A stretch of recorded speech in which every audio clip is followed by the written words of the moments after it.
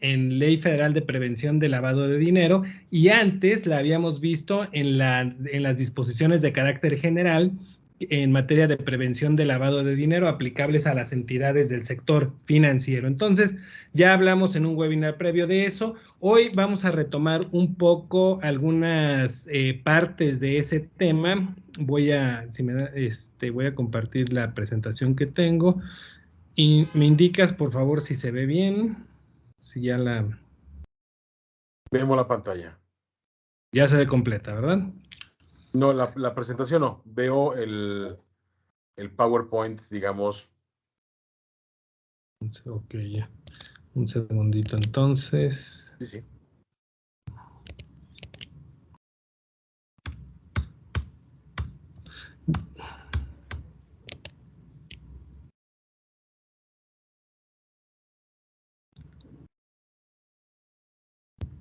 Ahí está, ¿verdad?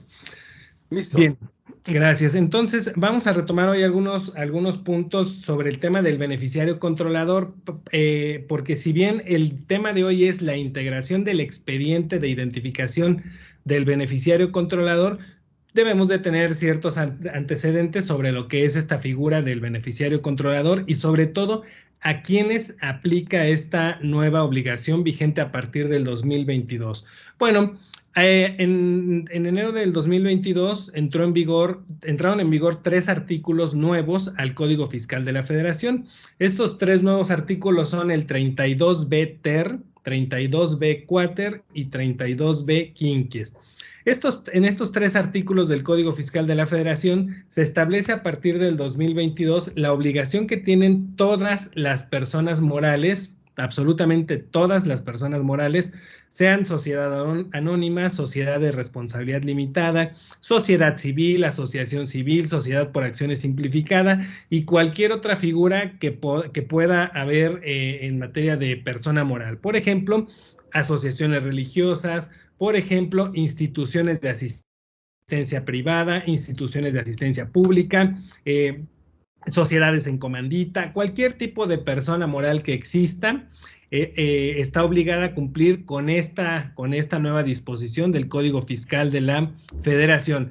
Y algo también muy importante es que no importa a lo que se dediquen, no importa su tamaño, no importa el número de operaciones, el volumen de ingresos que tenga, el número de trabajadores, no importa nada de eso. Lo único que interesa es que sea una persona moral. Si esa persona moral tiene 2 socios, está obligada. Si esa persona moral tiene 10 socios, está obligada. Si esa persona moral tiene como accionistas a personas morales, está obligada. Si esa persona moral tiene como accionistas a personas que están en el extranjero, está obligada la persona moral. Ahora, no importa la actividad, si esa persona se dedica a comercializar inmuebles, está obligada a cumplir con esta nueva disposición. Si esa empresa se dedica a comercializar productos de papelería, artículos de papelería, está obligada. Si esa persona moral es una SC y se dedica a prestar servicios profesionales, asesoría legal, contable, está obligada. Entonces, cualquiera que sea la actividad que realiza la persona moral, le aplica esta nueva obligación de carácter fiscal. Y también cualquiera que sea el tamaño de la persona moral. Tiene ingresos anuales de 2 millones de pesos, está obligada. Tiene ingresos anuales de 10 millones de pesos, está obligada. Tiene ingresos anuales de 100 millones de pesos, está obligada. Tiene ingresos de 1,000 millones de pesos, está obligada. ¿Cuántos trabajadores tiene la empresa? No, pues la verdad es que tiene 2 trabajadores solamente, porque es una empresa pequeña, está obligada. Tiene 100 trabajadores, es una mediana empresa, está obligada. Tiene 500,000 trabajadores, bueno, son muchos, ¿no? Tiene 10,000 trabajadores, está obligada la persona moral a cumplir con esta nueva disposición. Y un punto más, o no llevando a cabo operaciones. Esto es importante porque hay muchos grupos de empresas que tienen empresas que se crean por proyectos específicos y entonces tienen un proyecto, crean una persona moral, desarrolla el proyecto y cuando termina ese proyecto ya deja de tener operaciones esa persona moral.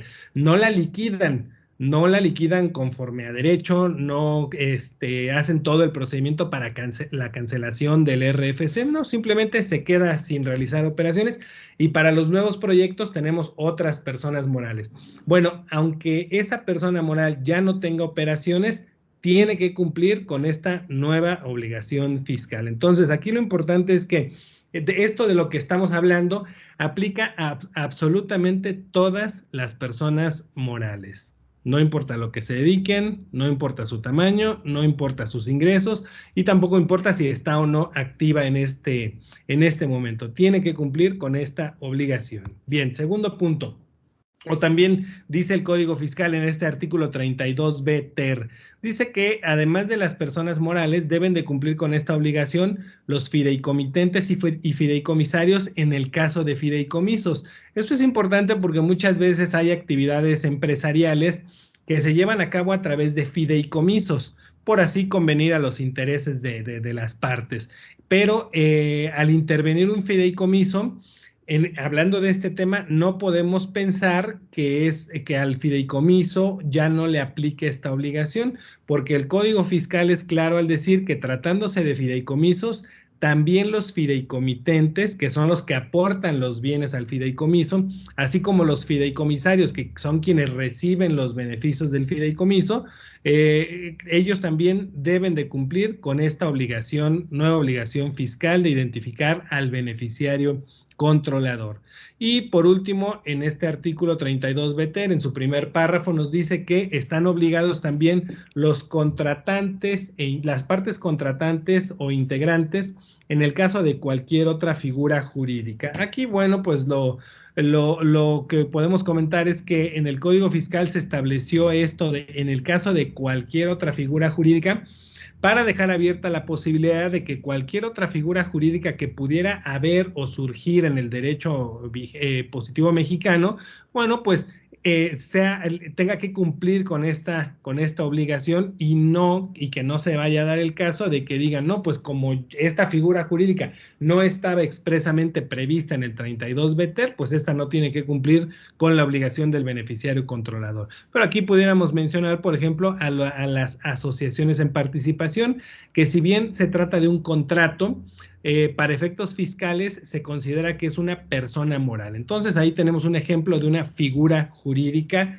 que debe de cumplir con esta obligación de identificar al beneficiario controlador. Y bueno, la obligación exactamente, como ya lo estamos mencionando, consiste en identificar al o a los beneficiarios controladores.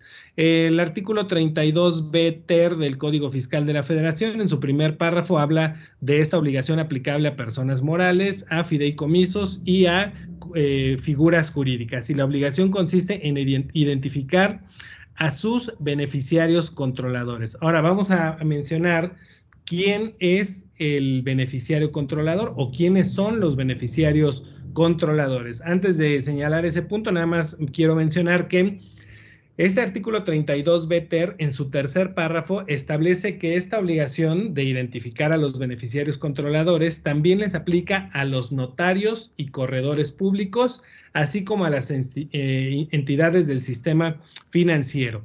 A los notarios y a los corredores públicos la obligación les aplica cuando están constituyendo una persona moral o están participando en la celebración de un fideicomiso. A los fedatarios públicos les aplica en esos casos y a las entidades del sistema financiero les aplica respecto de las cuentas financieras que tengan abiertas, desde luego a nombre de sus clientes. Bien, entonces, aquí nos estamos dirigiendo principalmente a personas morales y a fideicomisos. Bien, ¿quién es el beneficiario controlador? Porque aquí la disposición o la obligación consiste en identificar al beneficiario controlador, pero bueno, pues la primera duda que surge es, bueno, ¿y quién es el beneficiario controlador? ¿Quién tiene ese carácter de beneficiario controlador? Bueno, pues el artículo 32b ter, el 32b quater, nos habla de quién es el beneficiario controlador. Aquí únicamente, bueno, vamos antes de ver quién es el beneficiario controlador o quién tiene estas características, vamos a señalar un poquito más de la obligación que se tiene.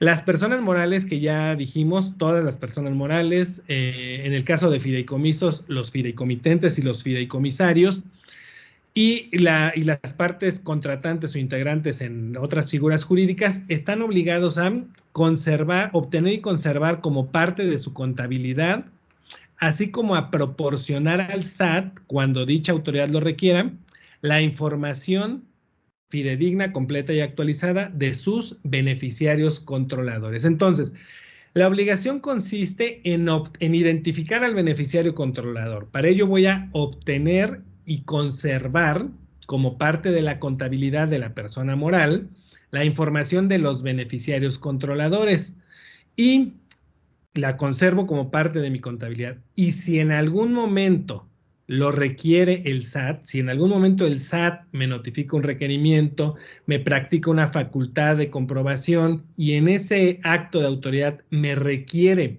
la información del o de los beneficiarios controladores, la voy a tener que proporcionar en ese momento al SAT. Esto es algo también importante porque muchas veces nos preguntan, bueno, pero ¿y dónde se sube la información o cómo se le envía a la autoridad o qué se hace? La obligación consiste en identificar al beneficiario controlador, obtener de él la información necesaria para integrar su expediente de identificación y conservar esa información y documentación. Ese expediente lo conservo en mi contabilidad, en la contabilidad de la persona moral. Si en algún momento la autoridad la requiere, le entrego esa información. Si no me la requiere, la sigo conservando porque no sé si en algún momento me la pueda requerir. Aquí, en cuanto al plazo de conservación, pues la verdad es que el plazo de conservación debe ser durante toda la existencia de la sociedad, de la persona moral o del fideicomiso y todavía 5 años después de su liquidación o de su terminación, porque es el plazo que tiene la autoridad para poder solicitarnos información fiscal, información de la contabilidad. Bien, entonces, la obligación consiste en identificar, obtener y conservar, y si en algún momento la autoridad me lo requiere, la entrego. Es muy importante por eso no solo la integración, sino sobre todo la conservación de la información, porque la obligación entra en vigor en enero de 2022. Entonces, yo ya, pues como sé que está en vigor, llevo a cabo las tareas necesarias para identificar al beneficiario controlador de mi persona moral, obtengo y conservo la información, la documentación. Ya la tengo en la contabilidad, ya tengo el expediente en la contabilidad. Bien, ya pasaron, ya estamos en el 6º mes del año y no me la han pedido. Ya pues va a seguir transcurriendo el tiempo, podemos terminar el 2002 y no me la solicita el SAT. Entramos en el 2023, 2024, no me la requiere el SAT. Yo ya ni sé dónde quedó el expediente de identificación del beneficiario controlador. Y de pronto llegamos al 2026 y llega un requerimiento de información del beneficiario controlador de la persona moral. Y en el 2026, híjole, ¿dónde está el expediente? No, pues no sé, pues tiene 4 años que lo hicimos y como nunca lo pidieron, pues ya no sé dónde está, nos ponemos a buscarlo, no lo encontramos. Entonces, ¿y qué va a pasar en ese momento? Nos van a poner una multa por no haber, puede decir la autoridad, vamos a ver más adelante el importe de las multas, pero puede decir la autoridad, como no me estás entregando la información del beneficiario controlador, no, eso significa que no lo identificaste. Y como no lo identificaste, te voy a poner una multa. La multa es de 1,5 millones de pesos. Entonces, por eso es muy importante tener una buena conservación de la información del beneficiario empleador. O si la autoridad puede decirme, bueno, puedo creer que tú identificaste el controlador, es que no conservaste la información. Y por no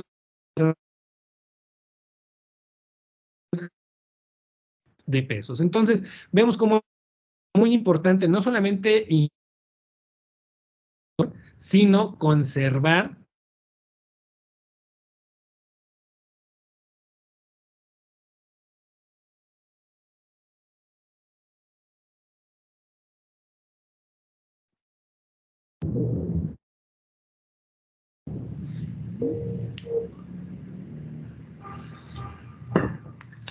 Discúlpenme, creo que me desconecté un momento. Ya estoy de regreso, sí me escuchan, ¿verdad? Sí, sí, te perdimos un poco, licenciado Alejandro, pero ya estás bien. Adelante, adelante. Gracias. ¿Se sigue viendo mi presentación? Sí, todavía la veo. Sí. Gracias. Bien, entonces por eso es muy importante conservar la información del beneficiario controlador, porque solamente de esa forma vamos a poder evitar que la autoridad nos imponga una multa. No es solamente cumplir con identificar al beneficiario controlador, sino igual de importante es conservar esa información. Ahora, ¿cuál es la información del beneficiario controlador que nos pide pues la normativa fiscal? Es la que está contenida o la que está señalada en la regla 28122 de la resolución miscelánea fiscal del año 2022 o para el ejercicio fiscal 2022. Porque cuando nosotros vemos los artículos 32B ter, 32B quater, 32B quinquies del Código Fiscal, solamente encontramos que nos dice que tenemos la obligación de identificar al beneficiario controlador, nos dice quién es el beneficiario controlador y nos habla de que tenemos que mantener actualizada la información del beneficiario controlador, pero no nos dice más, no nos dice cómo identificar al beneficiario controlador. Bueno, en la resolución miscelánea fiscal ya vienen 4 reglas, desde la 28120 hasta la 28123, en donde nos hablan de aspectos relacionados con el cumplimiento de esta obligación y específicamente en la 28122 nos dice cuál es la información que debemos de obtener y conservar del beneficiario controlador. La vamos a ver en un momento más. Pero bien, ahora vamos rápidamente a señalar quién es el beneficiario controlador.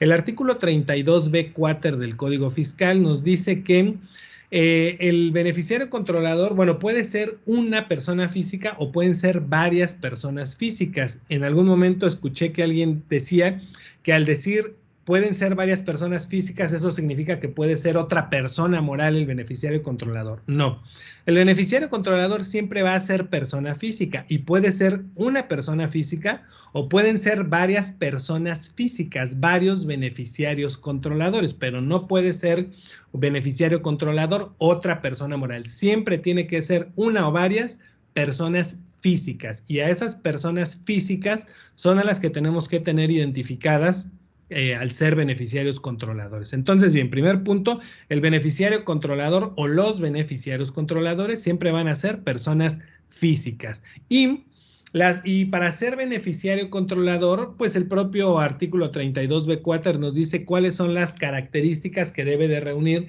esta persona o cuáles son los supuestos en los que se debe colocar la persona que es beneficiario controlador.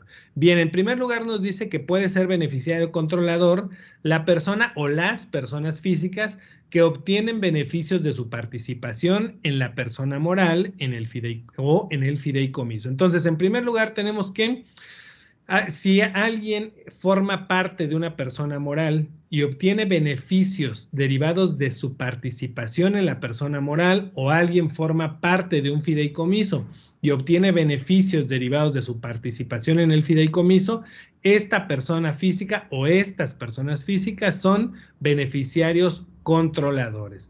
También nos dice este artículo que son beneficiarios controladores las personas que ejercen los derechos de uso, goce, disfrute, aprovechamiento o disposición de un bien o servicio derivado de su participación en la persona moral. Ponemos aquí dos ejemplos. Soy socio de una persona moral y la persona moral adquiere un vehículo que es el vehículo que yo como persona física voy a usar para mis actividades diarias, mis actividades cotidianas, incluso mis actividades recreativas, porque en ese vehículo, en ese coche, pues yo el fin de semana me voy a ir a pasear a los pueblos mágicos. Ese vehículo que está adquiriendo la persona moral no está beneficiando a la persona moral, me está beneficiando a mí como persona física y entonces por ese solo hecho me voy a convertir o tengo el carácter de beneficiario controlador de esa persona moral. Otro ejemplo, la persona moral adquiere un departamento, adquiere un inmueble, un departamento, en ese departamento va a vivir la esposa del representante legal.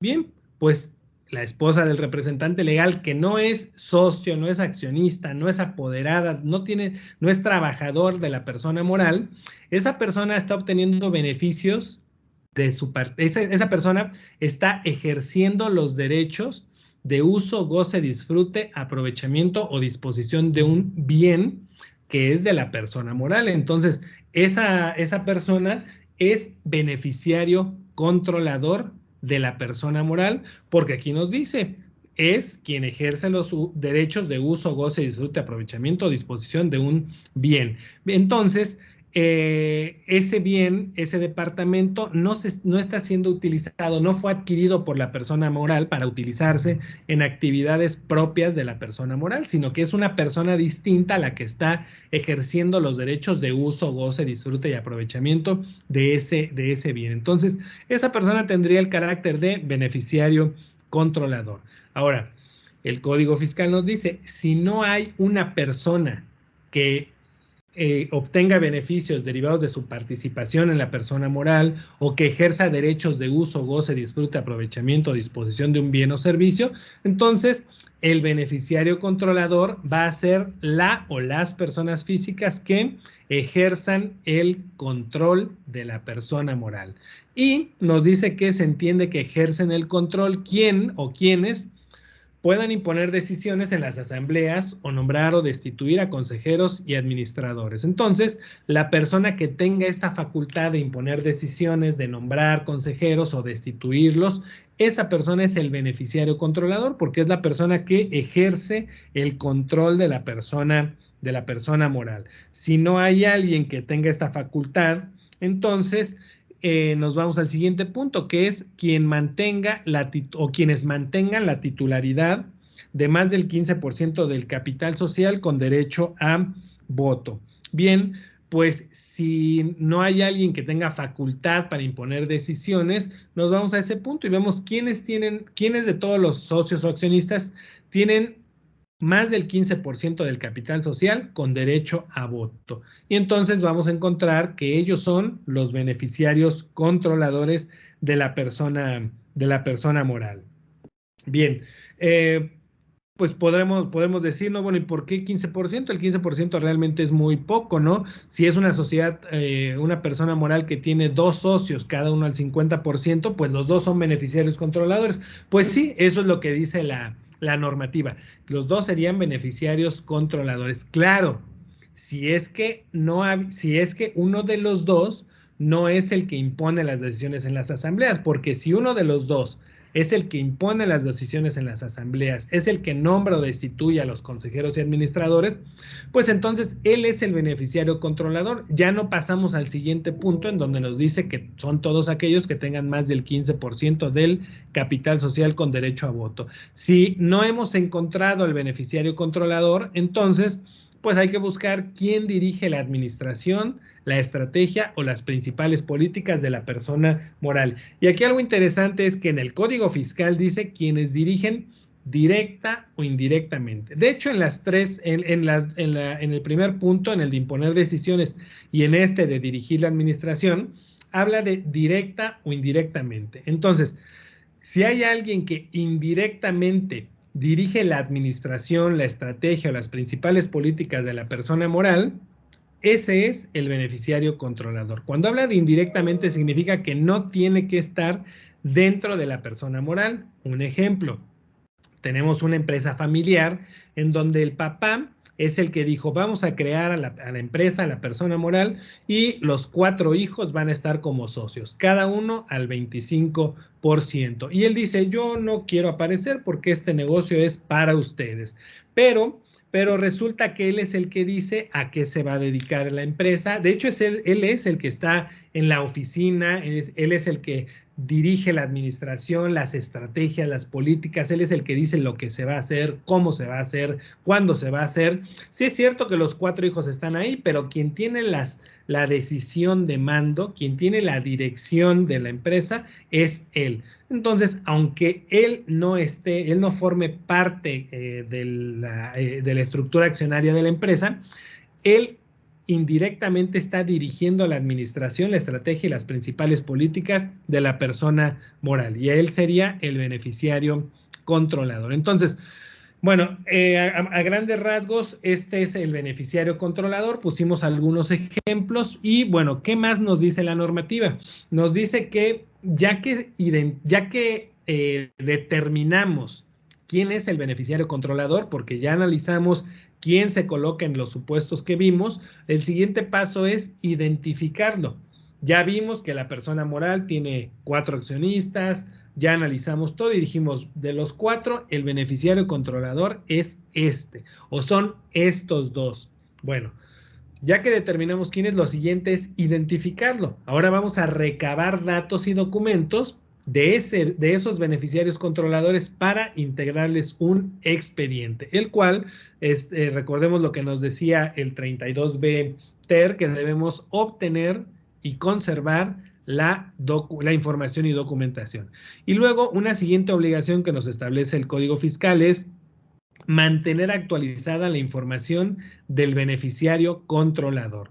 Nos dice que una vez que ya determinamos quién es, que ya lo identificamos, bueno, debemos de mantener en todo momento actualizada la información y para eso nos pone un plazo de 15 días para actualizar el expediente. Siempre que ocurra una variación en la identidad o en la información del beneficiario controlador, se tienen 15 días naturales para actualizar el expediente. Si ocurre alguna situación por la que hoy yo dejo de ser beneficiario controlador y ahora es otra persona, tenemos 2 semanas, 15 días naturales para actualizar la información del beneficiario controlador en la contabilidad de la persona moral, en ese expediente de identificación que tenemos del beneficiario controlador. Si hubiera alguna variación en algún dato mío, yo sigo siendo el beneficiario controlador, pero como la persona moral tiene un expediente mío, con información mía, con documentos míos, y de pronto hay una variación en algún dato mío, pues entonces tenemos que ir al expediente del beneficiario controlador y actualizar esa información y tenemos 15 días, un plazo de 15 días naturales. Bien. Y otra obligación que ya la hemos mencionado, pero que la reiteramos, es que cuando en algún momento la autoridad nos pida esa información, debemos de proporcionarla a la autoridad en el momento en el que lo requiera. Hay diversas formas a través de las cuales la autoridad nos puede requerir la información. Puede ser a través de una visita domiciliaria, puede ser a través de una revisión de gabinete o puede ser a través de un requerimiento de información y documentación. Entonces, para el caso de los fideicomisos hay una facultad de comprobación específica. Es una visita domiciliaria específica para requerirle al fideicomiso la información del beneficiario controlador o una revisión de gabinete dirigida al fideicomiso específicamente para requerirle la información del beneficiario controlador. Bien, entonces, bueno, pues lo importante aquí es cumplir con todo lo anterior, porque cuando la autoridad me pida la información, me va a dar 15 días para entregarla. Pero yo no sé si cuando me la solicite me va a pedir la del 2022, la del 2023, la del 2025 o que me solicite del 2022 al 2026 con todas sus actualizaciones. Por eso es importante no solamente conservarla, sino además mantenerla actualizada.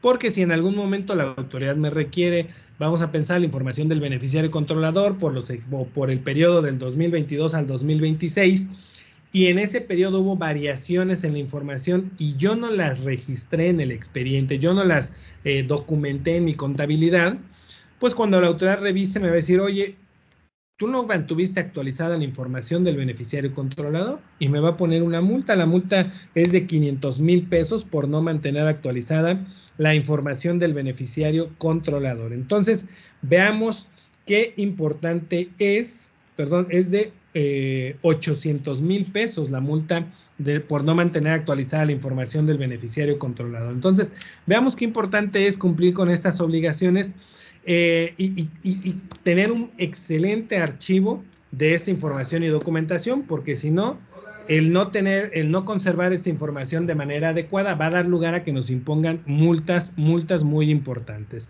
Bien, vamos a ver el siguiente punto.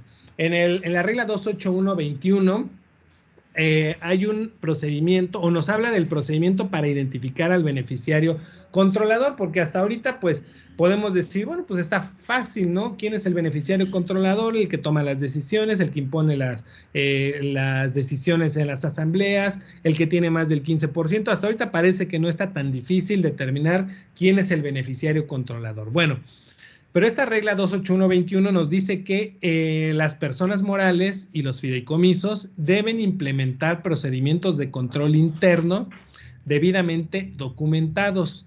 Y estos procedimientos serán todos aquellos que sean razonables y necesarios para obtener y conservar la información sobre la identificación de los beneficiarios controladores y se considerarán parte de la contabilidad que el SAT podrá requerir.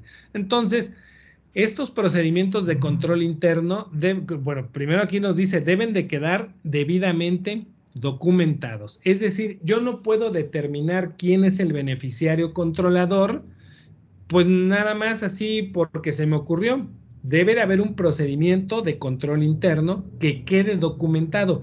¿Qué hice para saber quién es el beneficiario controlador? Y eso debe de quedar documentado, porque eso es lo que va a revisar la autoridad en su momento. Cuando la autoridad nos requiere esta información, no nos va a decir, oye, a ver, dame la información del beneficiario controlador. Sí, aquí está. Ah, muy bien, gracias. Está todo bien. No, va a decir la autoridad, a ver, ¿y cómo sabes o cómo llegaste a determinar que él es el beneficiario controlador? ¿Cómo llegaste a determinar eso? Tengo que exhibirle estos procedimientos de control interno documentados en donde esté la evidencia de cómo llegué a determinar que él es el beneficiario controlador. Porque la resolución miscelánea fiscal nos dice que cuando determinemos quién es el beneficiario controlador, debemos de seguir un orden sucesivo en los criterios que señala el 32B Quater. Por eso cuando veíamos el 32B Quater decíamos, primero debemos de ver si hay alguien que obtiene beneficios derivados de su participación en la persona moral. Si no, entonces vemos si hay alguien que ejerza los derechos de uso, goce, disfrute, aprovechamiento o disposición de un bien o servicio. Si no encontramos ahí al beneficiario controlador, vemos entonces quién es la persona que impone decisiones en las asambleas o nombra o destituye consejeros y administradores. Si no encontramos ahí al beneficiario controlador, vemos quiénes tienen más del 15% de capital social con derecho a voto. Y si no encontramos ahí al beneficiario controlador, porque probablemente son 10 socios, todos al 10%, entonces buscamos quién es la persona que dirige la administración, la estrategia o las políticas de la empresa. Ese es el orden sucesivo que debemos de seguir y y debemos de dejar documentado ese procedimiento que seguimos. No podemos decir nada más, pues el que manda es el papá, pues entonces él es el beneficiario controlador. No, tiene que quedar debidamente documentado porque si no, la autoridad va a decir,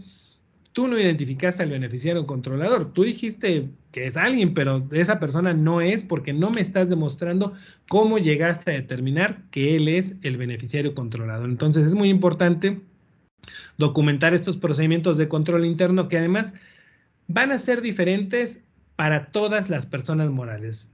Muy difícil que haya dos personas morales que sigan el mismo procedimiento. Tendrían que ser dos personas morales exactamente idénticas, que realicen exactamente las mismas operaciones de la misma forma.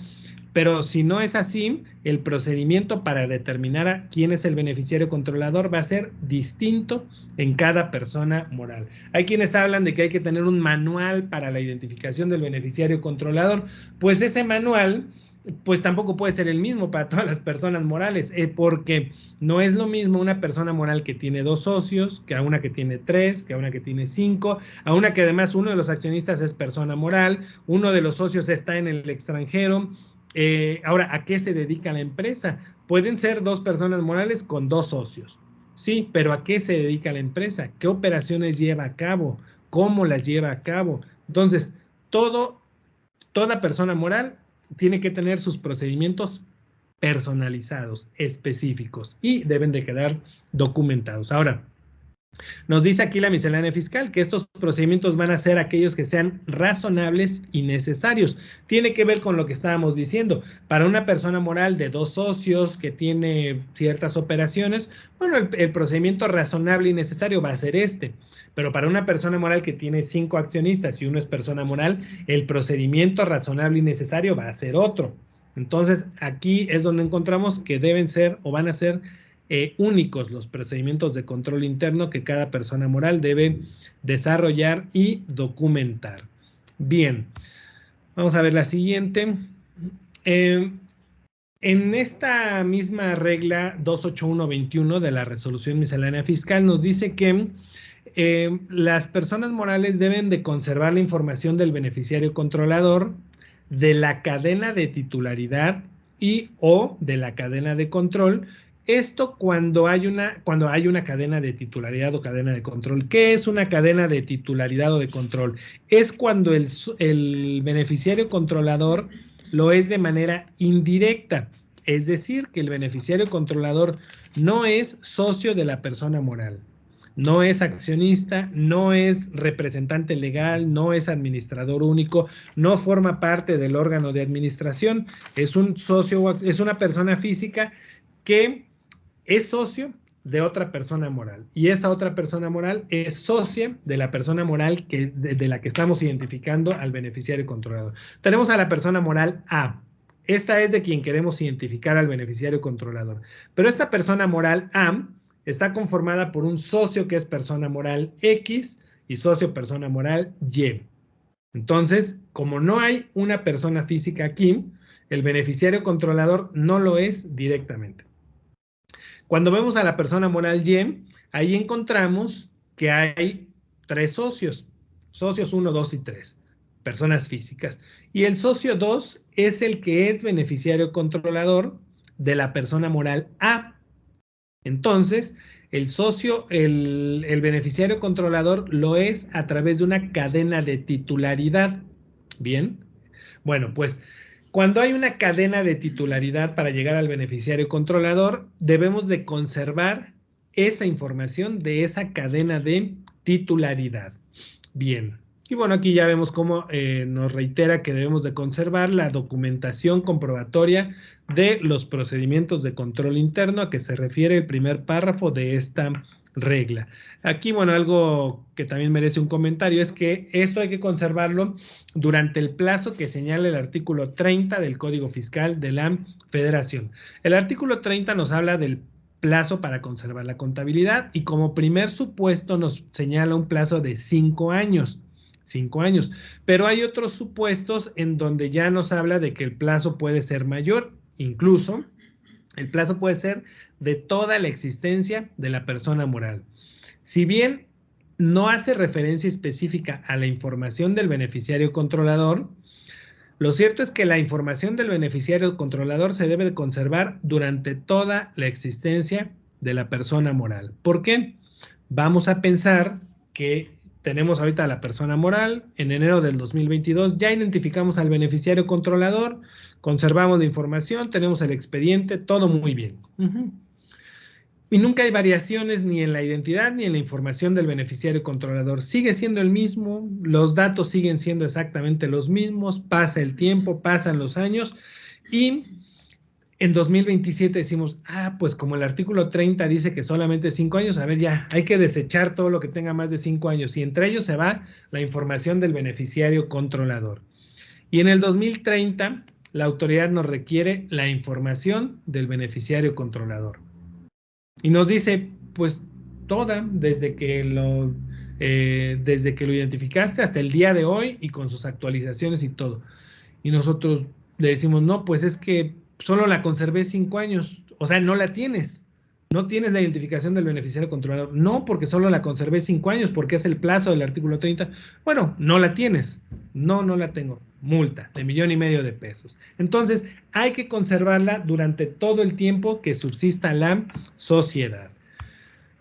Bien, ahora vamos a ver qué datos debe de tener el expediente del beneficiario controlador. Aquí quiero hacer un paréntesis para decir que esto es, bueno, puede ser relativamente sencillo el saber cuáles son los datos que debe de contener el expediente de identificación. Lo importante es cómo determinar, o lo que tiene cierta complejidad es cómo determinar quién es el beneficiario controlador. Pero bueno, una vez que ya hicimos esa tarea de determinar quién o quiénes son los beneficiarios controladores, tenemos que integrar el expediente, y el expediente debe tener bastantitos datos que ahorita vamos a ver, y esta es la información que debe de tener soporte en cierta documentación para poder identificar al beneficiario controlador. Entonces, los datos que nos señala la regla 28122 de la resolución miscelánea fiscal son el nombre y apellidos completos del beneficiario controlador. Y aquí nos señala que estos deben de corresponder con el documento oficial con el que se haya acreditado la identidad. ¿Qué significa? Que yo le voy a pedir al beneficiario controlador su nombre completo, pero también un documento en donde yo pueda verificar que exactamente ese es su nombre completo.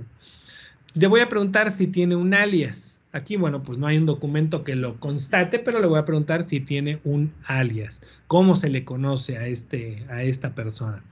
¿Cuál es su fecha de nacimiento? ¿Cuál es su fecha de nacimiento? Y aquí, ¿qué documento le podría pedir? Bueno, podría pedirle el acta de nacimiento, podría pedirle la CURP, porque en esos dos documentos viene cuál es su fecha de nacimiento. Aquí nos dice algo interesante, la fecha de defunción cuando sea aplicable. Una vez en algún lugar comentaba, ¿no? O sea, que un muerto va a ser beneficiario controlador. No, un muerto no puede ser beneficiario controlador, obviamente, pero aquí lo que la autoridad quiere saber es el momento en el que ese beneficiario controlador deja de ser beneficiario controlador porque falleció. Y entonces tenemos identificado al beneficiario controlador, muere, ponemos cuál es su fecha de defunción y a partir de ese momento ya no es beneficiario controlador, lo va a hacer otra persona. Entonces, por eso es importante esa fecha. Regresando al ejemplo en donde nos requiere la autoridad, imagínate que la autoridad viene y requiere la información en el 2028 y el beneficiario controlador falleció en el 2026, ¿no? Y decimos, bueno, pues como ya se murió, ya no es beneficiario controlador, ya no hay que conservar su información. Y la autoridad viene y pregunta, quiero la información del beneficiario controlador en 2026. Tendremos que mostrarle el expediente y ahí tiene que venir cuál fue la fecha de defunción de ese beneficiario controlador. Bien, nos va a preguntar cuál es el sexo, masculino, femenino, de acuerdo a su acta de nacimiento. Nos va a preguntar, o debemos de preguntarle más bien al beneficiario controlador, cuál es su país de origen y su país de nacionalidad. Si tuviera más de una nacionalidad, tenemos que tener el dato de todas esas nacionalidades, bueno, de las dos que pudiera tener. Le vamos a preguntar al beneficiario controlador su CURP. Su CURP, si tiene CURP, puede ser nacional o extranjero, pero tener CURP en México.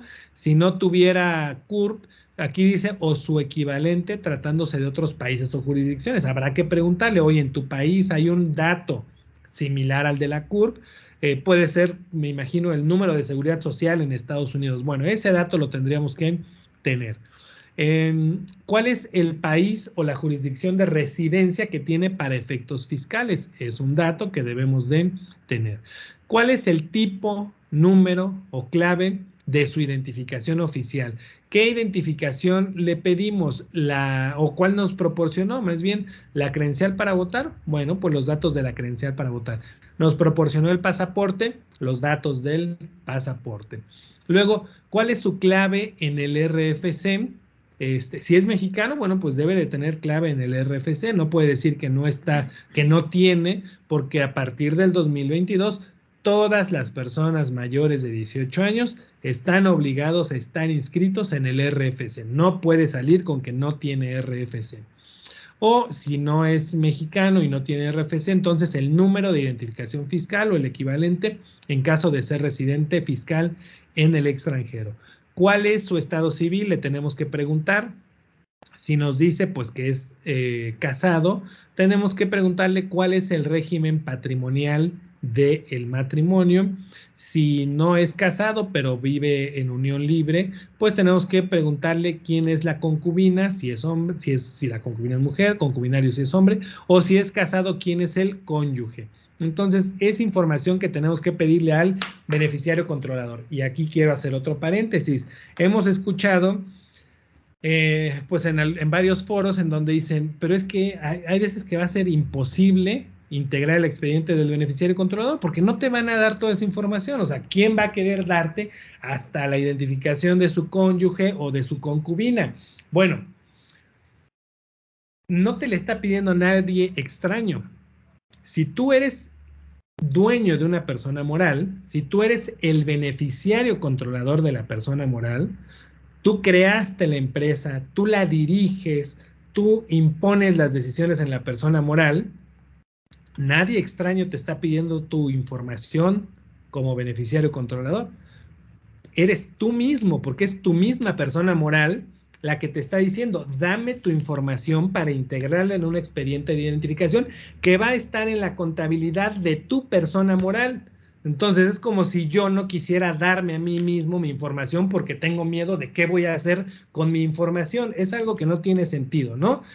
Y hay que explicarlo de esta forma a los beneficiarios controladores. A ver, no le vamos a dar a nadie tu información. Tu información tiene que estar en la contabilidad de la persona moral. Ahora, si tienes temor de qué uso se le puede dar a esa información, bueno, pues vamos a establecer en tu empresa las medidas necesarias para que esa información esté resguardada y no tengas temor de qué uso se le va a dar, ¿no? Pero entonces, esta información se le proporciona a la persona moral. Si en algún momento la requiere la autoridad, bueno, será únicamente a la autoridad, no se le va a andar compartiendo a terceros. Y habrá que proporcionarla a la autoridad, porque si no, ya hemos mencionado cuáles son los montos de las multas. Bien, al beneficiario controlador también hay que pedirle los datos de contacto, teléfono y correo electrónico, los domicilios, tanto el particular como el fiscal, preguntar, bueno, o en el expediente asentar cuál es la relación que tiene el beneficiario controlador con la persona moral. ¿Es administrador único? ¿Es socio? ¿Es accionista? ¿Es apoderado? No es ninguna de estas. Entonces tenemos que ver cuál es la relación que ostenta con la persona moral o bien en el fideicomiso. ¿Cuál es su grado de participación en la persona moral? Por ejemplo, es socio con el 90%, ¿no? Bien, es un dato que tiene que estar en el expediente. ¿Cuál es la forma de participación o control? ¿Es directo o es indirecto? Ya explicamos cuándo es directo y cuándo es indirecto. ¿Cuál es el número de acciones, partes sociales o participaciones o derechos equivalentes que tiene el beneficiario controlador en la persona moral? No, pues tiene 10 acciones, cada una con valor de 10,000 pesos. O tiene una parte social, o tiene tantas participaciones. Bien, y desde luego los datos de la serie, clase, valor nominal de esas acciones, partes sociales, participaciones o equivalentes. Tenemos que preguntarle y asentar en el expediente en qué lugar se encuentran depositados o en custodia las acciones, los títulos, las acciones, las partes sociales, las participaciones o derechos equivalentes. Estos títulos, bueno, son unos documentos. ¿Dónde están? ¿Dónde los tienes?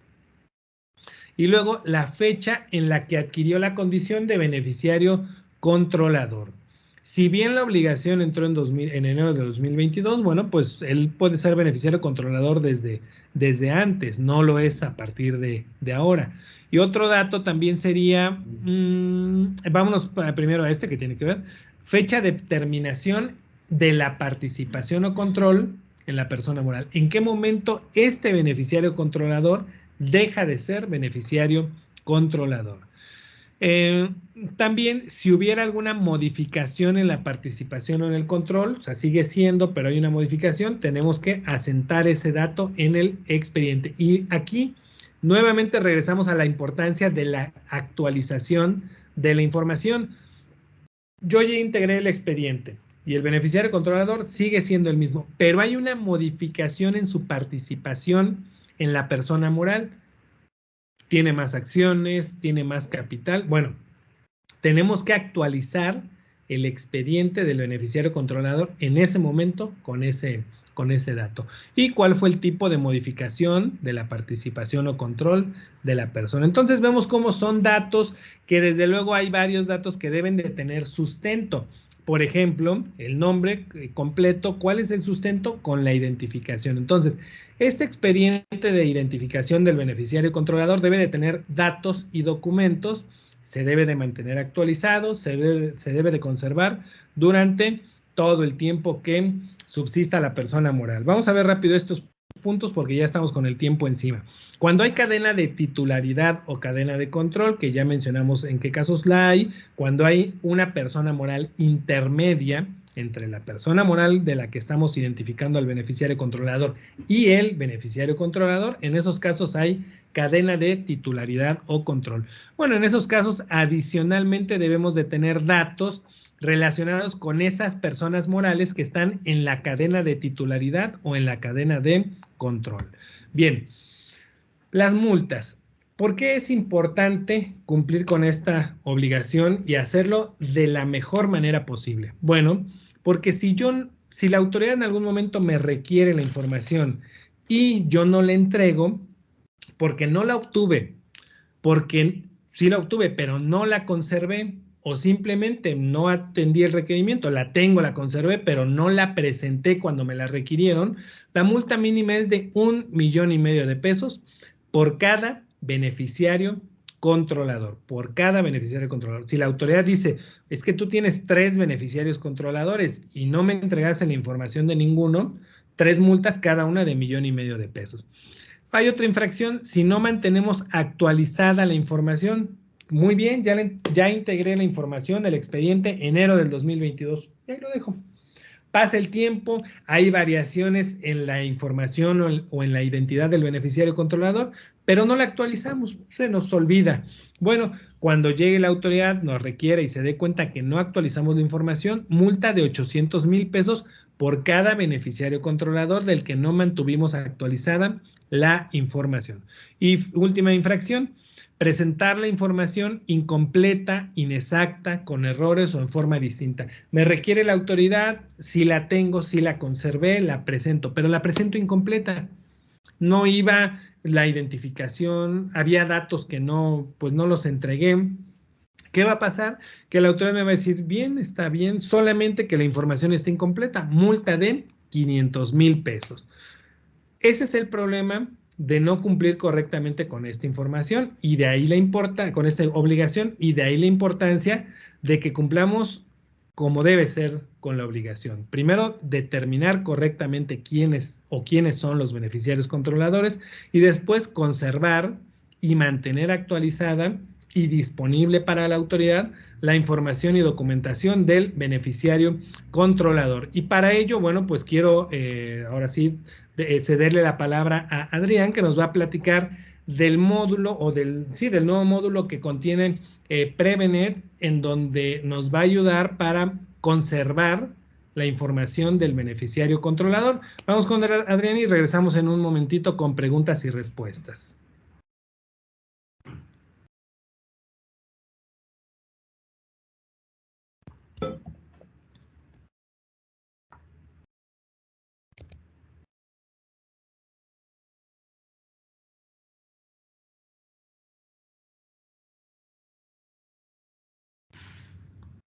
Adrián, ¿estás por ahí? Estaba silenciado, licenciado, disculpe, qué bueno que hizo el señalamiento. Yo ya había arrancado, pero bueno, sí, esto suele suceder en los eventos en vivo. Si no pasa nada en vivo, pues bueno, ¿cuál sería la novedad, no? Bueno, disculpen ustedes, les decía yo que Prevenet es, aparte de ser un software de prevención de lavado de dinero, también estamos preocupados y orientando nuestros esfuerzos al cumplimiento no únicamente de la ley antilavado, sino requerimientos particulares que van surgiendo también para nuestros clientes y amigos, como en este caso el módulo para la administración de beneficiarios controladores.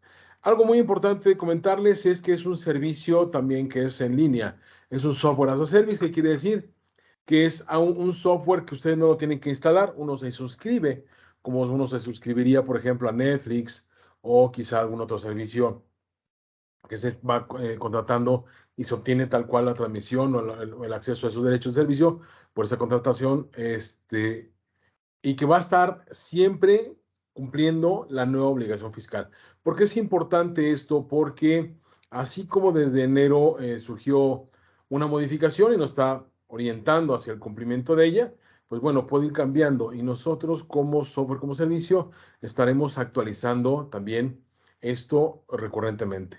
Ya vimos que no importa si ustedes tienen una sociedad anónima, una sociedad de responsabilidad limitada, sociedad civil, asociación civil, sociedad por acciones simplificada, etcétera, prácticamente, bueno, no prácticamente, todas las figuras morales, todas las personas morales tienen esta obligación sobre el cumplimiento de la nueva obligación fiscal y para esto nosotros hemos creado este módulo particular sobre el beneficiario controlador. Algo muy interesante es que por cada suscripción se pueden incluir a varias personas morales que requieran de esta característica de identificación para cada obligación y por supuesto cada persona moral puede tener y contener esta información de los beneficiarios controladores. Todos actualizables de manera segura. Es muy importante también que ustedes sepan que nuestro sistema, más adelante voy a hablar de ello, es una plataforma que está, de hecho, no solamente cumple, sino sobrepasa los estándares internacionales sobre lo que es la protección y fidelización de datos, que no cualquiera puede entrar y también tiene inscripción. Bueno, vamos a hablar de ello. Esto lo pueden hacer de manera segura. También que ustedes van a poder respaldar de manera digital esta información sobre el beneficiario controlador. ¿Por qué es importante esto? Nos acaba de hablar el licenciado Alejandro sobre juntar los documentos, los papeles, y de repente lo guardamos en una carpeta. Y esa carpeta, vamos a suponer algún caso, nos mudamos, tenemos algún cambio de oficina, por el tema de home office o trabajo híbrido, empezamos a requerir espacios más pequeños, nos mudamos a una oficina más pequeña. ¿Y dónde quedó la carpeta con todo el tema de identificación de los datos de nuestro beneficiario controlador? ¿Quién sabe? Bueno, pues aquí de manera digital podemos tener todos los documentos centralizados de una manera organizada y bastante bien organizada. Este sistema de gestión sobre el beneficiario controlador precisamente para eso está pensado, para facilitar el tener toda la información centralizada en un solo lugar disponible de una manera segura.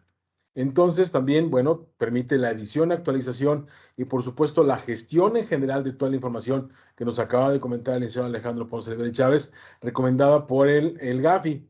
Esto es importante para que ustedes sepan que si hay actualizaciones, hay cambios, hay modificaciones que ustedes tienen que ir haciendo sobre fechas, sobre documentos, sobre domicilios fiscales, el cambio del estatus de régimen marital, etcétera. Aquí se puede ir actualizando de una manera segura y se puede tener ese control y registro sobre cuáles han sido esos cambios, que es también parte importante que nos comentó el licenciado Alejandro con su plática. También algo bastante interesante es que permite crear bueno, un resumen de toda la información en formato PDF. ¿Por qué es importante esto? Para tener este resumen de información de una manera muy gráfica y fácil se puede tener. Oye, ¿sabes qué? Necesito ver cómo está la información de mis beneficiarios controladores de esta persona moral. Necesito que por favor, bueno, para no estar buscando en la carpeta, rápidamente se puede imprimir un PDF, lo puedo mandar por correo, imprimirlo físicamente, para saber todas las fechas, datos de actualizaciones que están registradas en el sistema y de primer golpe de vista saber si realmente tenemos todo y si estamos listos para, si algún momento se nos requiere, presentar la información. Esto se puede ver tanto en la persona moral y, por supuesto, en los beneficiarios controladores. Rápidamente se puede, aquí son dos documentos de ejemplo, 100% con documentación ficticia. Rápidamente se puede ver cuáles son los datos de la persona moral con todas y cada una de las características y datos que requiere la ley, por supuesto también de las personas físicas que son el beneficiario controlador o los beneficiarios controladores, de acuerdo a las características que ya nos han platicado en esta sesión. Toda la información puede estar disponible de manera muy rápida y gráfica. Algo también es que siempre está actualizado, ya había comentado, sobre los cambios que vayan sucediendo sobre el Código Fiscal de la Federación, sin costo adicional para ustedes, si van cambiando los requerimientos de este Código Fiscal y lo que nos va imponiendo, por supuesto, cuenten con que el sistema lo va a tener actualizado. Algo que también ya vimos, sistema Software as a Service, ustedes pueden entrar a esta información prácticamente desde cualquier lugar del mundo. ¿Qué quiere decir?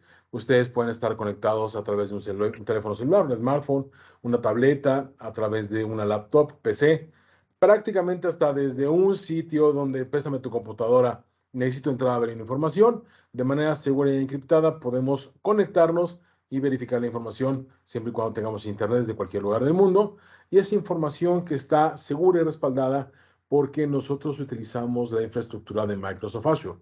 Comentaba, no solamente cumple, sino excede, sobrepasa los requerimientos internacionales sobre seguridad física de datos, de conectividad, de encripción de información, de redes y anillos de conexión, de acceso a los servidores, etc. Verdaderamente es información que está segura y disponible con respaldo de una empresa de clase mundial. Y bueno, pues si ustedes tienen alguna duda sobre cómo podemos ayudarles a tener este sistema de beneficiario controlador, no duden en hacernos llegar. En un momento más ponemos las datos de contacto, pero rápidamente pasamos antes a la de preguntas. Licenciado Alejandro Ponce. Gracias, Adrián. A ver, déjame ver el chat. Bien, nos pregunta Edith Carrillo. En la ley PIORPI se define al beneficiario controlador dentro del artículo 3 como la persona, en el CFF, en el Código Fiscal, como la persona o grupo de personas físicas. Esto quiere decir que en materia de PLD el beneficiario controlador puede ser persona moral, o aunque no fuera clara la definición de ley PIORPI, se refiere también a personas físicas. Bueno, son conceptos, si bien la figura o la intención es la misma, encontrar a la persona que está detrás de las personas morales. En la ley de prevención de lavado de dinero, al hablarnos de beneficiario controlador, nos habla desde luego al beneficiario controlador que está detrás de la persona moral que tenemos como cliente. Y indebidamente, la ley de prevención de lavado de dinero contempla que el beneficiario controlador de un cliente puede ser persona física o persona moral. Lo cierto es que siempre tendría que ser una persona física, pero ahí es un defecto que tiene la ley de prevención de lavado de dinero. Bien. Bueno, puede ser una o varias personas físicas. Nos preguntan, en el caso de una asociación civil sin fines de lucro, ¿serían los beneficiarios todos aquellos que forman parte del Consejo de Administración o solo la representante legal? Pues mira, depende de a quién lleguemos siguiendo los procedimientos de control interno que nos marcan las reglas de carácter general, la miscelánea fiscal. Es como vamos a llegar a quién o quiénes son los beneficiarios controladores. Mencionaba yo que no hay un procedimiento único o no sería imposible decir en todas las asociaciones civiles el beneficiario controlador va a ser tal persona. Hay que llevar a cabo los procedimientos de control interno que nos van a permitir determinar, llegar a saber quién es el beneficiario controlador. Bien. Edith nos pregunta otra vez, en caso de trabajadores a los que se les tendrán automóviles a nombre de la empresa para ser utilizados en las actividades de la empresa, ¿se consideran que son beneficiarios controladores por el solo hecho de usar un bien de la empresa? No por ese solo hecho, porque ese uso que están haciendo del vehículo es para cumplir con los fines que tiene la persona moral. De hecho, muchas veces hasta se pone la limitante de que esos vehículos no pueden ser utilizados fuera, no sé, de horario laboral o fines de semana para actividades personales del empleado que tiene el vehículo asignado. Entonces, no por ese hecho se convierten en beneficiarios controladores. Séfora Martínez nos pregunta, en el caso de una institución de beneficencia pública o privada, ¿los beneficiarios controladores serían los miembros del patronato? Bueno, la respuesta sería similar a la de la asociación civil, ¿no? Hay que desarrollar esos procedimientos de control interno para llegar a determinar quién es el beneficiario controlador. Puede ser que sean todos los miembros del patronato, puede que no, depende de a dónde nos llevan esos procedimientos de control interno. Omar Alejandro nos pregunta, ¿esta información para la identificación o cómo se identificó, tenemos que dejarlo por escrito en un manual o algo así, o solo identifico al beneficiario y tengo el expediente actualizado? No es en un manual, son los procedimientos de control interno que veíamos que deben de quedar debidamente documentados. ¿Y dónde lo vamos a conservar? En la contabilidad de la persona moral. Nos vuelven a preguntar, ¿debemos de contar con un manual entonces? Más bien con procedimientos de control interno debidamente documentados. José Román Castillo nos pregunta, ¿el beneficiario controlador sería lo mismo que el que tiene el control efectivo de la empresa? No necesariamente, no necesariamente. El control efectivo es otro concepto que encontramos en el Código Fiscal de la Federación y tiene ese término que está en el Código Fiscal, persigue propósitos distintos. Cuando hablamos de beneficiario controlador, tenemos que ir a 32 Veter Quater Quinquies y a las reglas de la miscelánea que ya hemos visto, y no siempre o no necesariamente va a ser la misma persona. Todo depende de a dónde nos lleven nuestros procedimientos de control interno. Y si me permites, Adrián, tantito, quiero comentar que exactamente vamos a tener un curso, un próximo curso, el miércoles 6 de julio de este año 2022, durante la mañana, en donde vamos a hablar de cómo identificar al beneficiario controlador. Y esta plática, este curso se centra principalmente en cómo determinar quién es o quiénes son los beneficiarios controladores, porque exactamente ahí hay mucha complejidad. Ya decíamos, ¿no? No es simplemente decir es tal o son tales. Escuchaba yo recientemente una plática en donde prácticamente dicen que todos los socios son beneficiarios controladores y que a todos hay que identificarlos. No, bueno, si fuera el caso de que yo digo que todos son beneficiarios controladores, la autoridad me va a preguntar, bueno, dime cómo llegaste a determinar que todos son beneficiarios controladores. Entonces, los invitamos a que pues nos acompañen en este curso. Para quienes acudieron a este webinar y se inscriban antes del 1 de julio, pueden, bueno, vamos a otorgarles un descuento especial. Bueno, ahí voy a quitar esta imagen, pero de todas maneras al final de la presentación que estamos viendo van a ver nuestros datos de contacto. Perdón. Un segundito. Me descontrolo un poco con esto de las pantallas. Ahí bien, ya está. Gracias, Adrián. Regresamos a las preguntas. En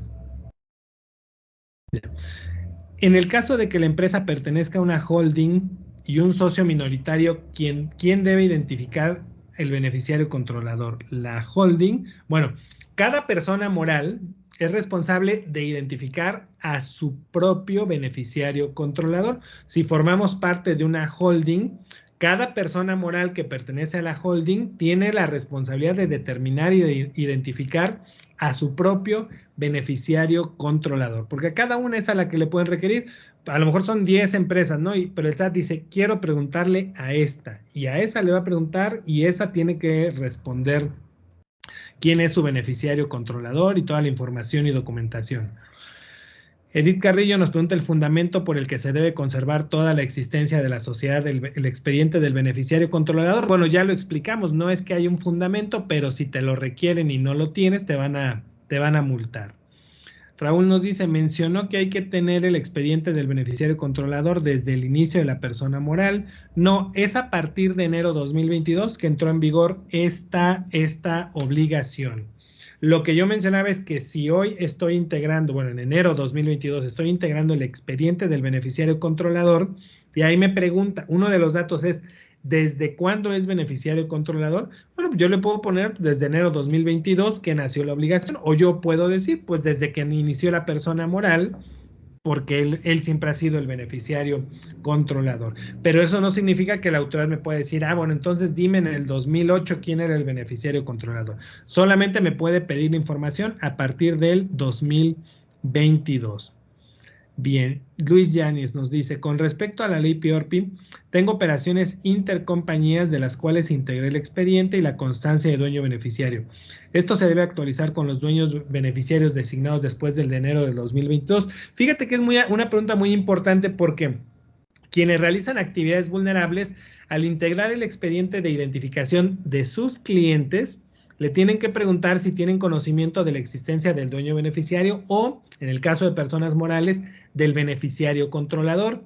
Si yo tengo un cliente y le pregunté quién era su beneficiario controlador y él me dijo que no tiene conocimiento y me firmó que no tiene conocimiento, bueno, pues yo con eso ya cumplí como actividad vulnerable mi obligación de prevención de lavado de dinero. Si yo le pregunté y me dijo, sí, sí tengo conocimiento de quién es el beneficiario controlador, es fulanito de tal, y aquí están los datos y documentos para que lo identifiques, yo ya integré el expediente, lo conservo, no lo tengo que actualizar a menos que tenga relación de negocios con ese cliente. Si tengo relación de negocios con ese cliente en términos de la ley PIORPI, cada año debo actualizar el expediente y entonces yo le voy a preguntar, el beneficiario controlador sigue siendo el mismo y ahí es donde me puede decir, no, ahora es tal, ¿ok? Entonces, la diferencia es que en PLD yo le pregunto al cliente. Bien. También nos pregunta Luis, ¿recomiendas cambiar las constancias de dueños beneficiarios de aquellos clientes que reportaron a una persona moral? En PLD no, porque decíamos, aunque es un defecto de la ley, aunque no debiera ser, pero así está la ley. Si la ley permite que yo al preguntarle a mi cliente en una actividad vulnerable me diga que el beneficiario controlador es una persona moral, bueno, pues yo cumplo con esa normativa de esa forma. Ya si en algún momento reforman la ley y dicen se tiene que llegar a la persona física, bueno, ya en ese momento lo haremos a partir de entonces. Bien, pues creo que son todas las preguntas. Preguntan mucho si esta grabación se va a subir a YouTube o algo, Adrián, ¿tienes este conocimiento de eso? Tengo conocimiento que se están subiendo algunas de las sesiones a nuestro canal de YouTube. Nos pueden buscar ahí como Prevenir, nos pueden buscar como BitCloud, pero no estoy seguro en cuánto tiempo, no es algo que gestione yo, pero voy a hacer lo posible también, voy a tratar de insistir para que estas sesiones pues son de interés general, son de interés del público en general y que trae información muy valiosa, ojalá que se puedan compartir para utilizarlas de medio de referencia.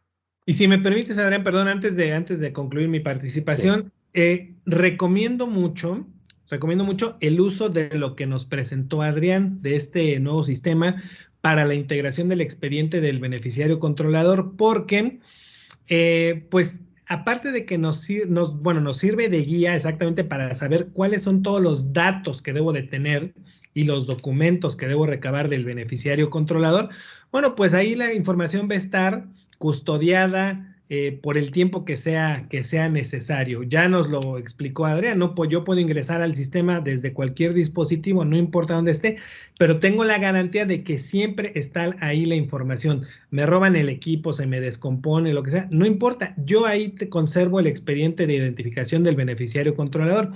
Hay que actualizar información, entro al sistema, capturo la información, registro ahí la fecha en que se actualizó y eso me ayuda de una forma, bueno, muy ágil, muy fácil a integrar, a cumplir con esta obligación. Así que yo, bueno, recomiendo que soliciten informes y bueno, pues sería todo por mi parte. Muchas gracias, Adrián. Gracias a todo el equipo de Prevenet y Adrián, tú nos dices cuándo es el siguiente webinar. Sí, muchísimas gracias. Pues mientras tanto, invitarlos a que contacten al licenciado Alejandro Ponce Rivera y Chávez para el evento que tendrá dentro de 2 semanas, que ya nos explicó, de beneficiario controlador, 6 de julio. Y aquí están los datos para que ustedes nos contacten. Estamos a sus órdenes. Muchísimas gracias por su atención, por su tiempo. Y pues bueno, nos esperamos en el próximo evento. Estén pendientes. Tendremos un evento también de prevención del lavado de dinero el próximo mes, más o menos como por estas fechas del próximo mes. Mientras tanto, a nombre de Prevenet, muchísimas gracias. Muchas gracias, licenciado Alejandro Ponce de Chávez. Gracias, Adrián. Gracias a todos. Buen día. Y a nombre de Prevenet, muchísimas gracias. Mi nombre es Adrián Miranda. Que tengan excelente tarde. Muchas gracias. Estamos para servirles. Hasta luego.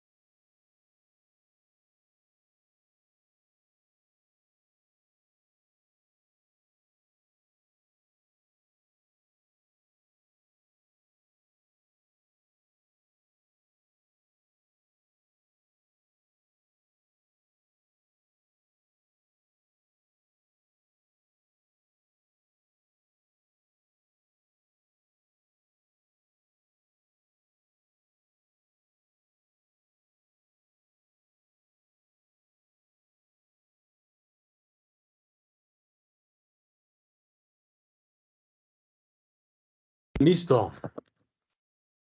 Se fueron todos. ¿Qué tal, Adrián? ¿Qué tal? ¿Cómo nos fue? Bien, bastante interesante. Tuvimos 79, creo que fue el pico que logré Sí, identificar. Estuvo bastante interesante. Y un tema que si bien lo comentaste, Alejandro, no es de prevención del lavado de dinero, qué importante esos cambios en materias fiscales. Que no, las multas, cuando vi 1,5 millones por cada uno, dije, wow, o sea, estamos igual hablando de cantidades que pueden poner en riesgo, pues, la existencia de bastantes personas morales por ahí, sí, o no, no ujú. está tan sencillo. Sí, sí, sí. Ojalá sí se suba la grabación al canal de YouTube de Prevenet, ¿eh? Ojalá. Ahí ya lo Ojalá, voy a parar, por cierto. Por lo sí. menos las redes sociales, ¿no? Buenos días. Hola, Juan Carlos, ¿qué tal?